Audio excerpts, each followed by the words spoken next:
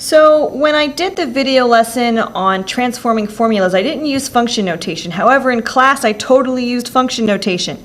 And in the function notation video, I didn't show you some of the things I showed you in class in preparation for that lesson, so I'm going to make a little video of it now.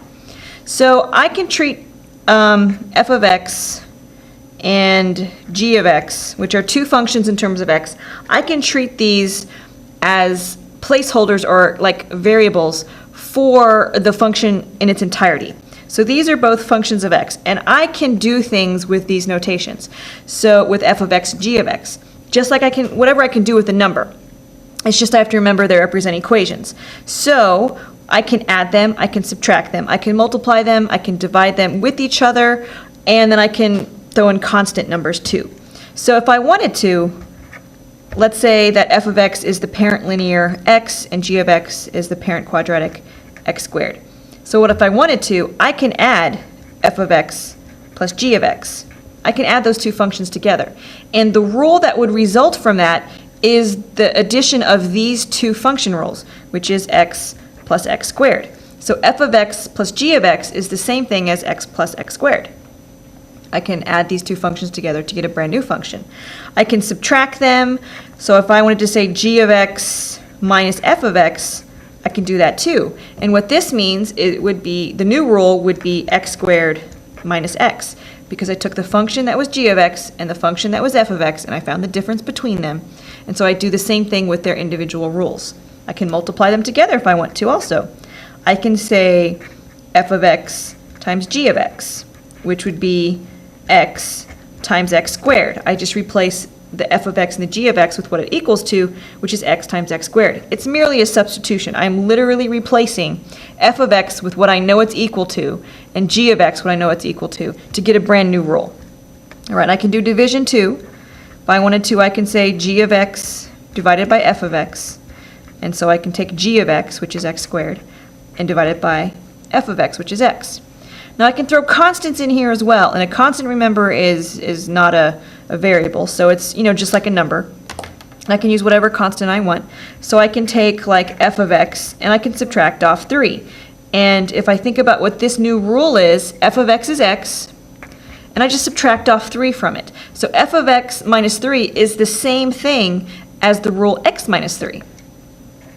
And I can multiply too. I can find like 4 g of x. And so this is 4 times g of x. I know g of x is the same thing as x squared, so this is the same thing as 4 times x squared. Okay? And I can combine all of these things together. So I can say something like, well, I want to take 3 times f of x, and I want to subtract off 4 times g of x. And so what I can do is I can do the substitution. I still have a 3. I'm going to replace f of x with what it's equal to, which is x, subtract off 4, and multiply that by what g of x is equal to, and get x squared. So this rule, 3x minus 4x squared, is equivalent to 3 times the function rule of x minus 4 times the function rule of g. And I can get even fancier if I want, by substituting in things other than x into there. So if I want, I can say, you know what, I don't want to find f of x. I want to find f of x minus 2. And so I remember what function notation tells me. Whatever is inside the parentheses gets replaced into the x, or substituted into the x. And f of x is just plain old x. So f of x minus 2 is going to be just x minus 2. Now I'm putting parentheses around it to be consistent, because if I were to do the same thing with g, I have to remember what g does. And I can say, let's find g of x plus 3. Well, I know that g takes x and it squares it. So this notation right here is telling me, hey, take x plus 3 and apply it to the function rule of g, which is to square. So that means I'm going to square x plus 3. So this new rule is x plus 3 squared. And I can do a combination of these things too. And so let's get fancy here and combine a bunch of stuff together. So I can say like 3 times f of, let's say, x minus 4. And I actually didn't need that parentheses there. I could just put a dot, sorry. And then I can say, let's add on g of 3x, okay? And so I'm going to follow what I did before. F of x, remember, was just plain old x. And so let me actually show that just to be safe here. Okay, so f of x is just x. So that means I want to replace this x with the quantity x minus 4. Okay, but I want to multiply the whole rule by 3, which means I should put it in parentheses. And so then I get 3 times x minus 4 as this portion right here. And I want to add on g of 3x. Well, g tells me to square, so I want to square 3x, which means I write it like that. And so this is equivalent to this, given that is f of x and that's g of x. Okay, so then what is the rule if I have this? Like, let's say negative 10 f of x plus 4. Well, this is telling you that I want to multiply the function rule f of x by negative 10. So negative 10 times x, and then I just want to tack on a 4, plus a 4. Okay? And it works just like the order of operations in terms of priority. I just have to remember that this f of x minus 4 and this f of x is an entire entity in its own, and so it has to be grouped together in parentheses.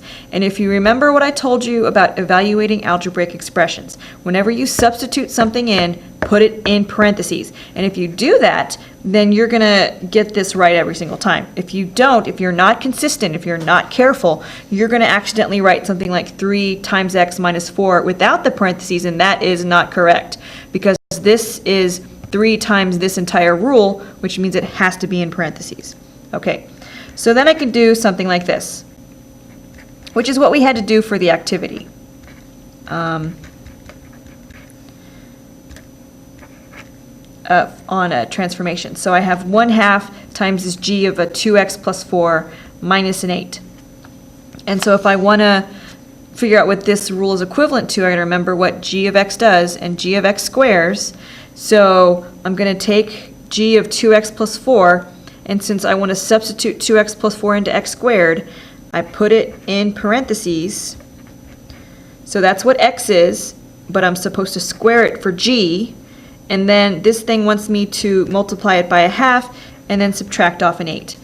So this is equivalent because what I did was I replaced 2x plus 4 with an x squared. Now, these were basic level parent functions, so let's change the function. Let's say I have h of x is going to be x squared plus 2x minus 6. And I ask you now to find, hey, what's 3 h of x's? Well, if I want to know what 3h of x is, looks like, this entire rule is h of x. So if I want to multiply this entire rule by 3, I got to put some parentheses around it. Okay, and that's the equivalent.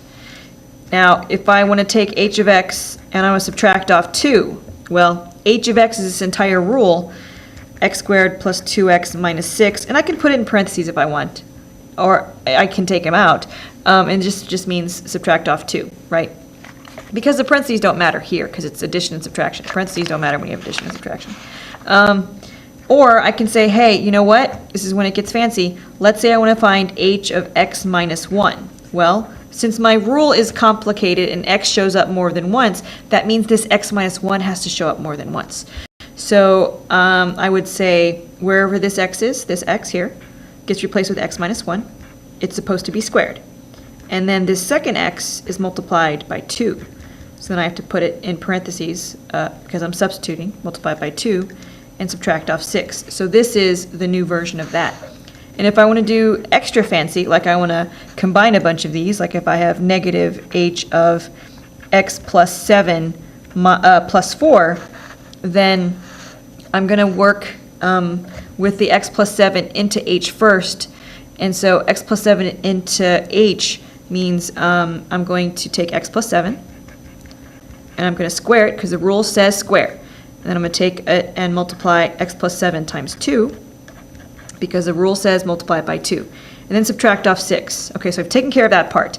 But this wants the opposite of all that, so that means I have to put this thing in parentheses and make it negative, and then tack on a 4.